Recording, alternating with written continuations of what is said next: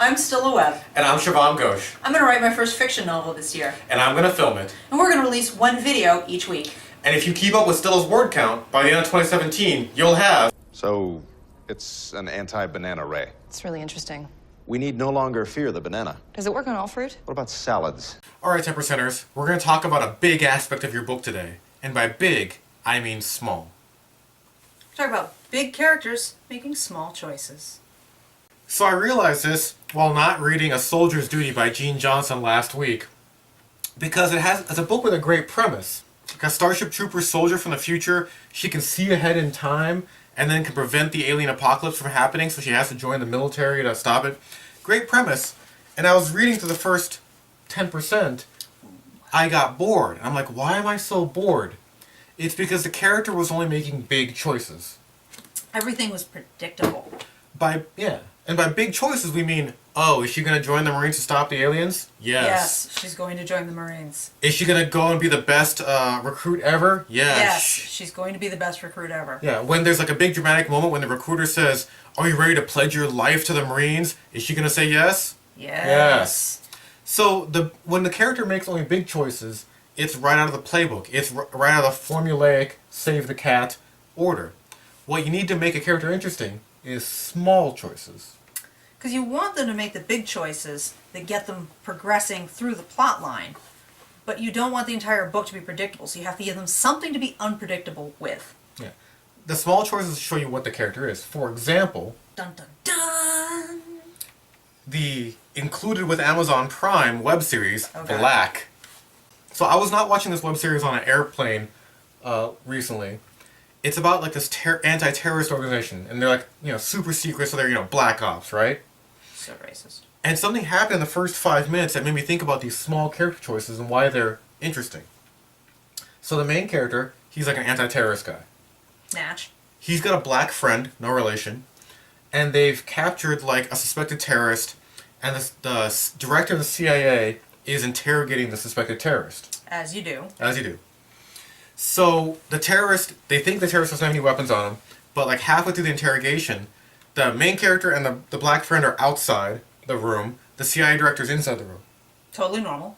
Yeah. The CIA director personally interrogates... Per protocol. Yeah, personally interrogates every terrorist. So the terrorist starts like pulling out, like he has got these he's got these explosives like surgically implanted into him, and he starts pulling on... Are you gonna say? Okay. Yeah, I am. So the terrorist starts pulling on the he's got these explosives surgically implanted in him that are undetectable, and he starts pulling out the fuse to these explosives. And the main character notices, and the black friend notices, and then right when he pulls it, the characters dive to the ground and the room explodes. Super boring, because you knew that was going to happen. The main character lives, the black friend lives, the CIA director's dead. You knew it was going to happen. What if instead they made a fun character choice? What if instead, and everyone knows the CIA director, they're friends, what if the black friend reached for the handle of the door to try and open it, and the main character slapped his hand away and tackled the black friend, because he knew if you open the door, everyone dies? It would be more interesting, and it would tell you something about each character, their motivations, what they hold important, how they think. Exactly. And it makes it more interesting. Yeah. Or vice versa. Even if they did it vice versa. The main character tries to open the door, and the black friend tackles him and says, no, you're going to kill us all. Yeah. What happened instead was a typical cliche. They both dive out of the way, the explosion, blows up the building, and they both live. They kind of get out from the rubble, right? Boring. That's your first draft. You have the thing blow up, you have both people jump. The second, third, fourth draft is when you start making these small choices, start tweaking it to make it more interesting. This is when you insert the fun stuff. Yeah. For example, in Infinity Squad 3, my main characters never sit with their back to the door. Like, they're always watching the door because they're always kind of, hyper-vigilant and stuff like that. They're always, suspicious of people. But the only time they sit with their back to the door is when they have a reflective surface and they're trying to trap someone. They're trying to trap the villain to walking in, and they're checking the reflective surface, right? And all this stuff is fun stuff's happening without affecting the plot or the scene. The scene is something completely different. It's fun when the characters never sit with their back to the door. This is adding personality and flavor to not only your characters, but also your world, the experience your reader gets out of it. It's just the little touches that make it worthwhile. For example, in A Soldier's Duty by Gene Johnson, we were talking about how, okay, she has to become the best Marine ever. But it has to come with a choice. You made a good point. If you're going to have this happen and be messing with time like this, there should be some sort of conflict. We know she's going to do the right thing. We know she's going to be the best Marine. We know she's going to save the world. So what is she fighting against other than just the nebulous establishment? There's got to be something, there's got to be other choices for her to make. There has to be other conflicts for her to make. There has to be a struggle for her outside of just the main conflict. There have to be consequences to the choice she makes, like amongst her unit. Maybe she's got a really good friend or three and her unit's really tight, but she has to keep making choices that damages those friendships in order to succeed. When you give your character small choices like this, it should be a choice between two really bad things. Yeah. Or two really good things. Make the choices very hard. They don't have to affect the big overall plot. Like, will they fight the bad guy? Yeah. But how? What will they give up to fight the bad guy? What kind of compromises will they make? How do they... What little things will go wrong that will complicate things? Yeah. So how does this affect Catcalled Kitty? You know, I'd never really thought about it, but now that I do think about it, my characters are siblings, so sometimes they bicker at each other. Sometimes they do little... I know my main character does little passive-aggressive things to her twin because they're twins and they have this history. And it's just little bits of flavor that I'm adding into it because that's how siblings are. Yeah, it'd be fun for...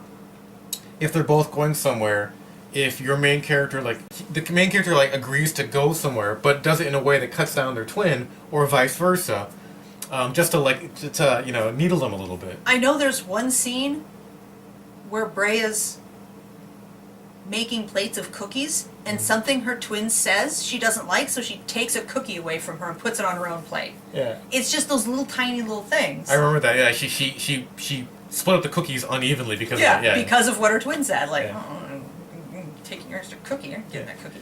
Yeah, and that little thing didn't affect the scene. It doesn't have anything to do with anything. But it makes the character interesting. It makes them not cookie cutter of just like they were in... Did you say cookie cutter? It makes them not cookie cutter. Just like in A Soldier's Duty. It makes them somewhat interesting.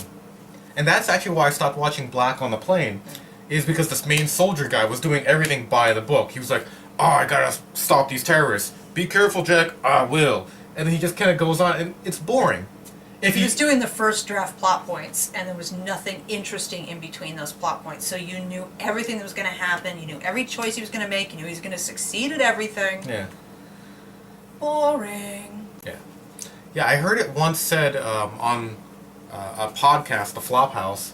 They asked him what made movies interesting or not boring. And it was really if the movie made interesting choices. Like, it doesn't have to be like action, action, action. If things are blowing up and exploding and gunfights, that's not interesting. What's interesting is the guy who shoots his best friend in the foot so he can get a little bit of advantage in the gunfight, so he can get more kills, you know, in the gunfight. That's interesting. Or the guy who walks into a gunfight with no bullets and be like, oh, I'm just going to get bullets from my enemy. You know, that's interesting, like a monk, you know. So, choices. Going in and saying, this is how I make sure I survive. I don't come with bullets, so I have to kill them to get them. Yeah. It just tells you something. It tells you something about the character, and the more you understand or know about the characters through what they do and how they make choices, the more interesting the characters get. Yeah. So, there's a Mel Gibson movie called We Were Soldiers Once. Haven't seen that one yet. And the sergeant, they're going to Vietnam, and they're going on their first mission, and they ask the sergeant, you know, aren't you taking your rifle with you? And this old weather-beaten sergeant who's made, like, you know, all these combat drops in World War II, he's like, won't need one. By the time I need one, there'll be enough lying on the ground for me to pick one up. Meaning, by the time he needs a weapon, enough of his troops will be killed that he can just pick up one of their rifles, and start fighting with that. And that tells you everything you need to know about that sergeant. Alright, so... yeah. Apparently I'm doing it and I didn't even realize I was doing it. No, but that's good. Little touches, little touches. Yeah.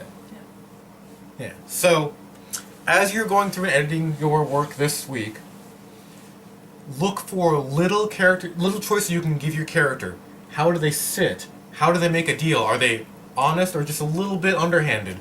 How do they relate to their team? How do they prepare for things? Are they take bullets and extra bullets, or do they take no bullets? Do they like a particular food so much that they always order the same thing every time they go to a certain restaurant? Yeah. Do they hate a certain food so that they're eating something and they're just picking it out of their food for the Yeah. entire time? Like, little characteristics, little quirks make things Well, more interesting. I was gonna say don't make them quirks, but Yeah, I make guess them so. make them choices that affect something. Like the two people diving for the door handle with the Yeah. bomb, and the one guy slapping the other guy's hand away. That is a choice that is insightful. Not just I don't like onions, so I'm picking it out of my food, but the fact that I always I'm taking the onions out of my food so they don't smell me coming. something like that. So yeah, something insightful. You don't like onions? No, I love onions. Why aren't you eating your onions? I got a job tonight. Yeah. Yeah, so look for those little moments you can pepper in. They're most important in the early part of your book. You establish your character early. Yep. I would agree. I think it's steak time. I think it's steak time. Next week, we're talking about flow. I'm flowing out of here.